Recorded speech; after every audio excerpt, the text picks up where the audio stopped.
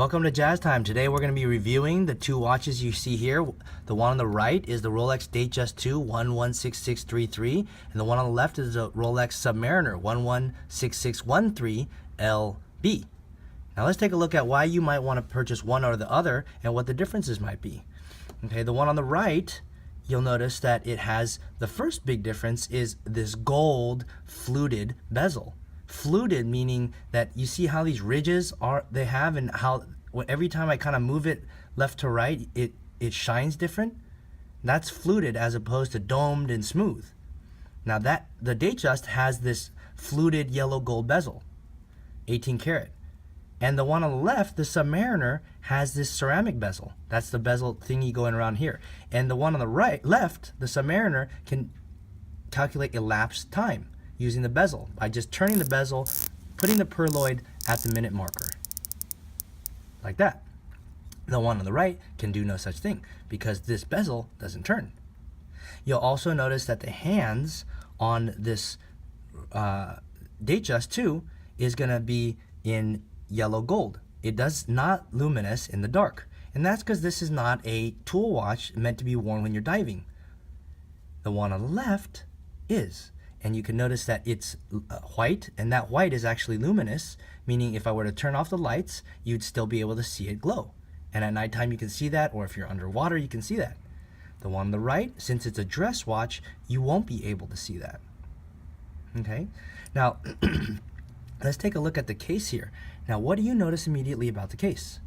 Well, the one on the right is a lot more rounded. Do you notice that? And that's because it's a dress watch. And the one on the left, it looks a lot more rugged with these hard edges and thick lugs. And that's because the one on the left, which is a Submariner, is going to be a tool watch that is meant to look rugged and tough. Okay, now let's look at the band. Now as far as the band, they pretty much look identical, and that's because they are. They're both using the Oyster band, which is and a two-tone Oyster band, which is going to be gold in the center and stainless steel on the sides. Now as far as the clasp goes, it's going to look slightly different. Now the Datejust that you see here is going to have the Oyster Clasp, and that Oyster Clasp is going to be folding Oyster Clasp with no safety lock. Now what that means is when I pop it open like this, it just simply pops open. And that's useful because if I want to take the watch off quickly, it's just one push. Bang. Now you'll see here on the Submariner that that's going to be slightly different. And the Submariner is instead going to have the safety lock. Now here's the clasp itself, and then it has another secondary lock to stop it from coming undone, and that's going to be useful if you're doing sports. The other thing you'll notice about this Rolex Submariner is that it has a micro adjustment, more like a macro adjustment, where you pull out and you can change the length of your watch immediately without having to go to a jeweler and having it sized. Now you'll notice here on the Datejust, you don't have that option. You see here, I can only pull it out one and kind of push it in. This is the small adjustment when it's cold. I can pull it out, and that's the large adjustment, but it won't clip in.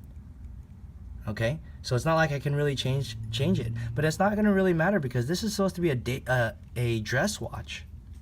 All right.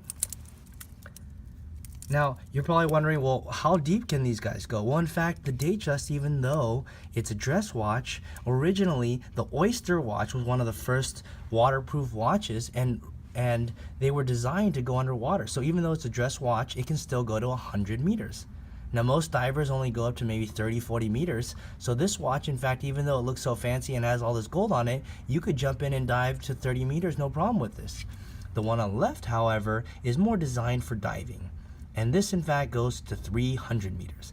Not that you're really going to go that deep, but if you wanted to, then you certainly could with this watch on my left, which is the Submariner. Okay? Now let's take a look at both of these watches on the wrist and see which one you prefer. Do you want a sporty watch that you can wear when you're diving, surfing, and doing other sports? Or are you more of a dressy guy that wants to have a watch that you can wear out to dinner parties? And that would be on the right.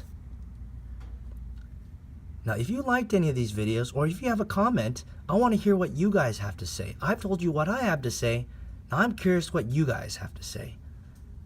Leave a comment below. If you like this video, press subscribe. It's right there below on your right-hand side. Click subscribe and you can see other videos and let us know what you think.